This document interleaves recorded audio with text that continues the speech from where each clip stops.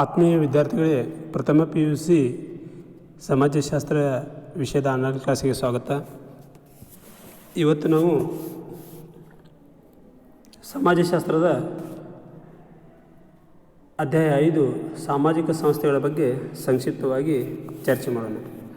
ಇಲ್ಲಿ ಮುಖ್ಯವಾಗಿ ಸಾಮಾಜಿಕ ಸಂಸ್ಥೆಗಳು ಅಂತಕ್ಕಂಥ ಈ ಒಂದು ಅಧ್ಯಾಯದಲ್ಲಿ ಈ ಸಮಾಜದಲ್ಲಿರ್ತಕ್ಕಂಥ ಪ್ರಮುಖ 2 ಸಂಸ್ಥೆಗಳ ಬಗ್ಗೆ ನಿಮಗೆ ಅಧ್ಯಯನ ದೃಷ್ಟಿಯಿಂದ ಇಡಲಾಗಿದೆ. ಅದರಲ್ಲಿ ಮೊದಲನೇದು ವಿವಾಹ, ತದನಂತರ ಬರ್ತಕ್ಕಂಥದ್ದು ಕುಟುಂಬ. ಇಲ್ಲಿ ಮುಖ್ಯವಾಗಿ ವಿವಾಹ ಅಂತಕ್ಕಂಥ ಈ ಒಂದು ಸಾಮಾಜಿಕ ಸಂಸ್ಥೆಯಲ್ಲಿ ನಾವು ವಿವಾಹದ ಅರ್ಥ, ಅದರ ವ್ಯಾಖ್ಯೆಗಳು, ಜೊತೆಗೆ ಅದರ ಲಕ್ಷಣಗಳು, ಅದರ ಕಾರ್ಯಗಳನ್ನು ಹಾಗೂ ವಿವಾಹದ ಪ್ರಕಾರಗಳನ್ನು ಗಮನಿಸ್ತೀವಿ. ಇಲ್ಲಿ ವಿವಾಹ ಅಂದರೆ ಅದರ ಮೊದಲ ಅರ್ಥವನ್ನು ತಿಳ್ಕೊಳ್ಳೋಣ. ವಿವಾಹ ಇದು ಅತ್ಯಂತ ಪ್ರಮುಖ ಮತ್ತು ಸಾರ್ವತ್ರಿಕ ಸ್ವರೂಪದ ಸಾಮಾಜಿಕ ಸಂಸ್ಥೆಯಾಗಿದೆ.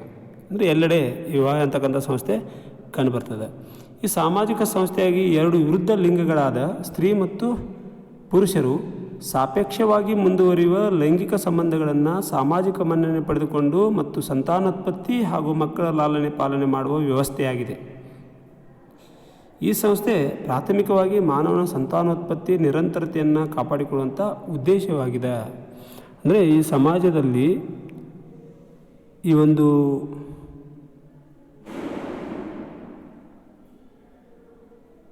ಮಾನವ ಸಂತಾನೋತ್ಪತ್ತಿ ಅಂದರೆ ಮಾನವನ ಸಂತಾನ ಮುಂದುವರಿಯಬೇಕಾದರೆ ವಿವಾಹ ಅಂತಕ್ಕಂಥ ಒಂದು ಸಂಸ್ಥೆ ಅತ್ಯಂತ ಮುಖ್ಯವಾಗಿ ಬೇಕಾಗಿರ್ತಕ್ಕಂಥದ್ದು.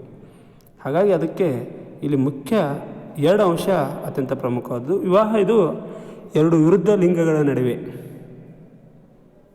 ಸಾಪೇಕ್ಷವಾಗಿ ಮುಂದುವರಿಯುವ ಅಂದರೆ ನಿರಂತರವಾಗಿ ಮುಂದುವರಿಯುವ ಸಂಬಂಧ, ಲೈಂಗಿಕ ಸಂಬಂಧ.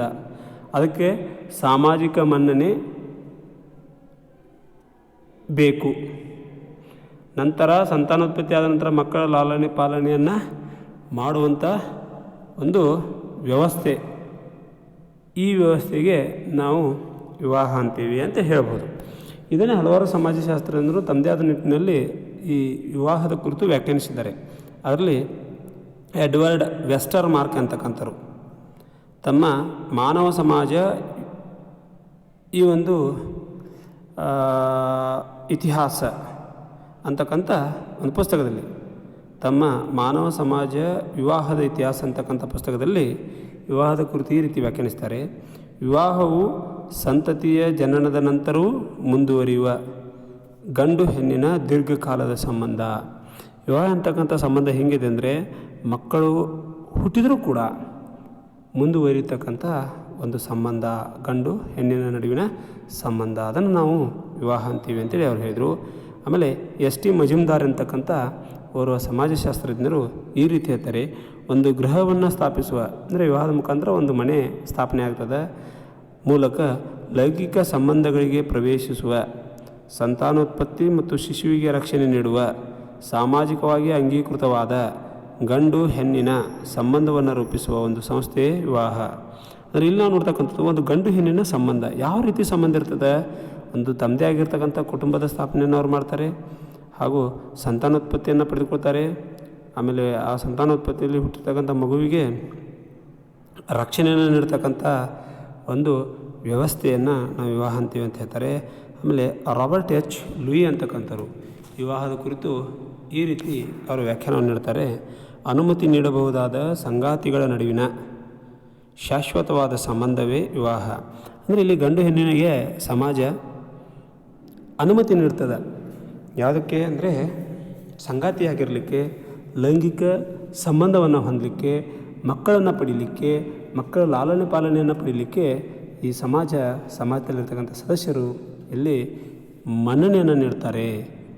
ಹೀಗೆ ವಿವಾಹದ ಮೂಲಕ ಸತಿಪತಿಯರಾಗತಕ್ಕಂಥ ಆ ಸ್ತ್ರೀ ಪುರುಷರಿಗೆ ಸಮಾಜದಲ್ಲಿ ಒಂದು ಮನ್ನಣೆ ಅತಿ ಅವಶ್ಯಕವಾಗಿರ್ತದೆ.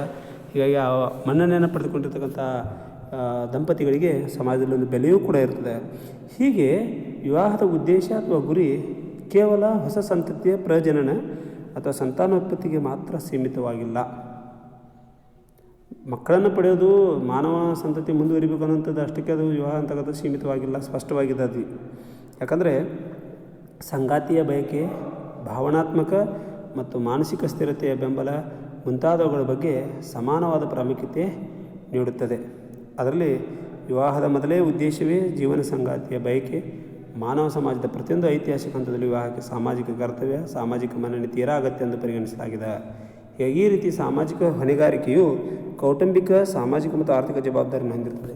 ಇಲ್ಲಿ ಮೊದಲನೇದನ್ನು ನಾವು ಹೇಳ್ಕೊಂಡು ಬಂದಾಗೆ ಸತಿಪತಿಯರಾಗತಕ್ಕಂಥವ್ರು ಸಮಾಜದ ಮನ್ನಣೆಯನ್ನು ಪಡೀಲೇಬೇಕು.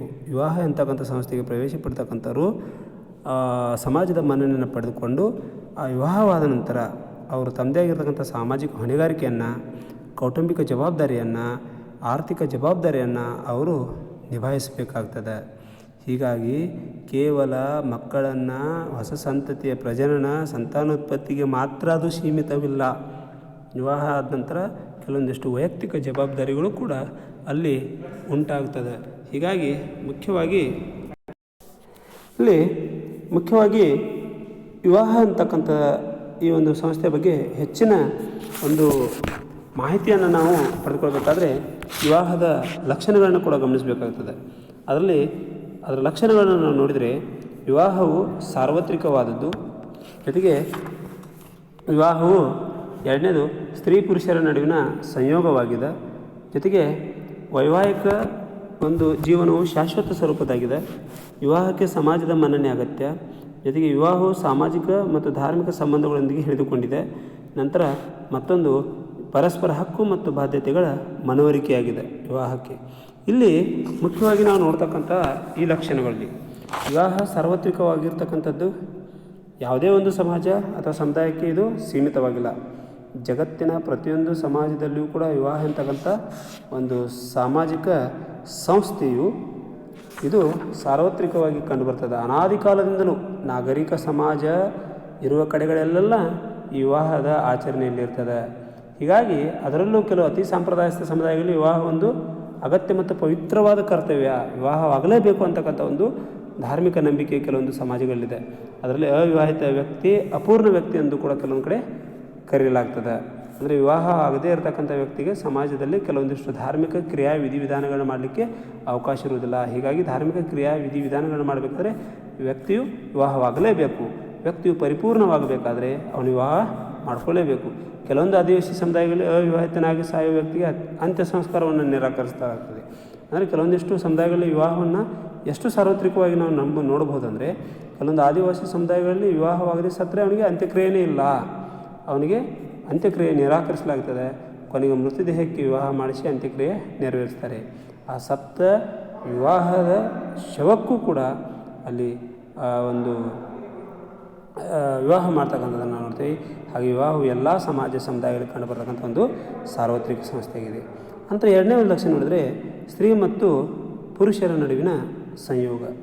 ವಿವಾಹ ಅಂತಕ್ಕಂಥದ್ದು ಒಬ್ಬ ವ್ಯಕ್ತಿ, ಒಬ್ಬ ಸ್ತ್ರೀ ಅಥವಾ ಅನೇಕ ಸ್ತ್ರೀಯರೊಂದಿಗೆ ವಿವಾಹವಾಗುವ ಮುಖಾಂತರ ಶಾಶ್ವತ ಸಂಬಂಧವನ್ನು ಏರ್ಪಡಿಸಿಕೊಂಡಿರುವುದನ್ನು ನಾವು ಕಾಣ್ತೀವಿ.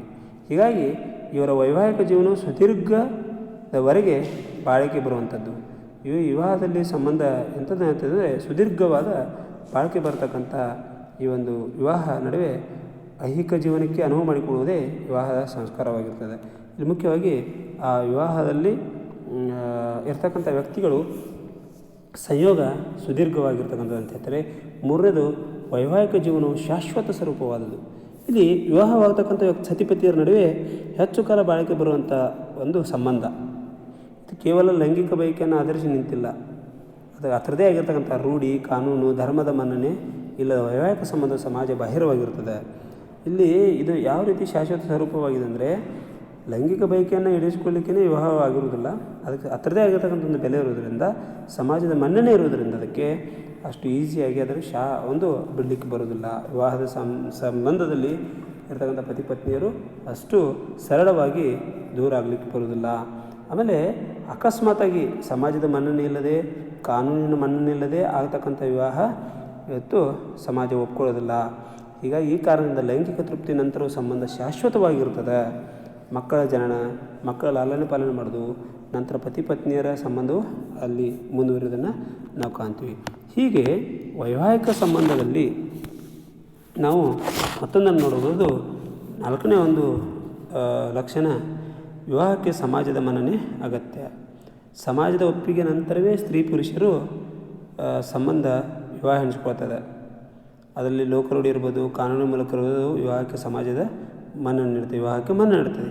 ಈ ರೀತಿ ಮನ್ನಣೆಯಿಂದ ಹುಟ್ಟಿದಂಥ ಮಕ್ಕಳಿಗೆ ಕುಟುಂಬದಲ್ಲಿ ಒಂದು ವಾರಸುದಾರಿಕೆಯಲ್ಲಿ ಆಸ್ತಿಯ ಹಕ್ಕುಗಳಲ್ಲಿ ಪಾಲಿರ್ತದೆ. ಮತ್ತು ಆ ರೀತಿ ವಿವಾಹ ಮನ್ನಣೆ ಪಡೆದಿರ್ತಕ್ಕಂಥ ಸಮಾಜದಿಂದ ಅಥವಾ ಕಾನೂನಿನಿಂದ ಅಥವಾ ಲೋಕರೂಢಿಗಳಿಂದ ಮನ್ನಣೆ ಆಗಿರ್ತಕ್ಕಂಥ ವಿವಾಹಕ್ಕೆ ಸಮಾಜದಲ್ಲಿ ಒಂದು ಬೆಲೆ ಇರ್ತದೆ. ಅವರಿಗೆ ಹುಡ್ತಕ್ಕಂಥ ಮಕ್ಕಳಿಗೂ ಕೂಡ ಸಮಾಜದಲ್ಲಿ ಒಂದು ಸ್ಥಾನಮಾನ, ಕುಟುಂಬದಲ್ಲಿ ಒಂದು ಸ್ಥಾನಮಾನ, ಆಸ್ತಿಯಲ್ಲಿ ಪಾಲು ಹೀಗಿರ್ತದೆ. ಅಕಸ್ಮಾತಾಗಿ ವಿವಾಹಕ್ಕೆ ಸಮಾಜದ ಮನ್ನಣೆ ಇಲ್ಲದೆ ವಿವಾಹವಾಗಿದ್ದರೆ ಅಂಥ ಸತಿಪತಿಯರಿಗೂ ಸಮಾಜದಲ್ಲಿ ಬೆಲೆ ಇರುವುದಿಲ್ಲ. ಹಾಗೆ ಹುಟ್ಟಿರ್ತಕ್ಕಂಥ ಮಕ್ಕಳಿಗೂ ಕೂಡ ಈ ಕುಟುಂಬದಲ್ಲಿ ಆಗಲಿ ಸಮಾಜದಲ್ಲಾಗಲಿ ಸ್ಥಾನಮಾನ ಇರುವುದಿಲ್ಲ. ಆಮೇಲೆ ವಿವಾಹ ಸಾಮಾಜಿಕ ಮತ್ತು ಧಾರ್ಮಿಕ ಸಂಬಂಧಗಳೊಂದಿಗೆ ಹೊಂದಿಕೊಂಡಿದೆ. ಇಲ್ಲಿ ಮುಖ್ಯವಾಗಿ ನಾವು ವಿವಾಹವನ್ನು ಸಾಮಾಜಿಕ ಧಾರ್ಮಿಕ ಸಂಸ್ಕಾರಗಳೊಂದಿಗೆ, ಪದ್ಧತಿಗಳೊಂದಿಗೆ, ನಂಬಿಕೆಗಳೊಂದಿಗೆ ಒಂದು ವಿವಾಹ ಇರ್ತದೆ ಅಂತ ಹೇಳ್ತಾರೆ. ಹೀಗಾಗಿ ಈ ಸಂಸ್ಕಾರವನ್ನು ಅಲ್ಲಿ ವಿವಾಹ ಸಂದರ್ಭದಲ್ಲಿ ಸಂಸ್ಕಾರವನ್ನು ಏರ್ಪಡಿಸೋದು ನೋಡ್ತೀವಿ. ಸಾಮಾನ್ಯವಾಗಿ ಸಾರ್ವಜನಿಕವಾಗಿ ಏರ್ಪಡುವ ವಿವಾಹವು ಸಾಮಾಜಿಕ ಮತ್ತು ಧಾರ್ಮಿಕ ಸಮ್ಮತಿಯೊಂದಿಗೆ ನೆರವೇರಲ್ಪಡ್ತದೆ. ಅದರ ಒಂದು ಪವಿತ್ರ ಕರ್ತವ್ಯ ಅಂತ ಹೇಳ್ತಾರೆ. ವಿವಾಹ ಅಂತಕ್ಕಂಥ ಒಂದು ಸಮಾರಂಭ ಧರ್ಮದ ಹಿನ್ನೆಲೆಯಲ್ಲಿ ಇರುವಂಥದ್ದು.